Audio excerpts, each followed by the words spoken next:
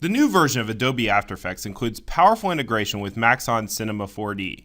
This includes both the Cineware layer, which is essentially the Cinema 4D render engine inside of After Effects, and the Cinema 4D Lite application, which provides the power to create lots of great 3D visuals.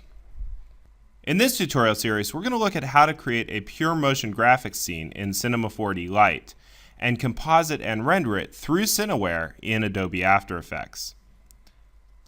After that, we'll jump into some of the really awesome things you can do if you upgrade to Cinema 4D Broadcast or Cinema 4D Studio, such as add real-time dynamics and particle systems. I want to thank Nick Campbell at GrayscaleGorilla.com for putting this scene together for us. One of the things you'll learn as you dig deeper into 3D is that lighting really makes things pop, and Nick is one of the masters at lighting in Cinema 4D. He's got some great tutorials on his website, GrayscaleGorilla.com, that you should take a look at if you want to learn more about lighting in Cinema 4D. He also offers some great products, including HDRI Studio Packs and his Lite Kit Pro. So I hope you'll enjoy this basic overview into the power of the Cinema 4D integration in the new version of Adobe After Effects. Let's get started.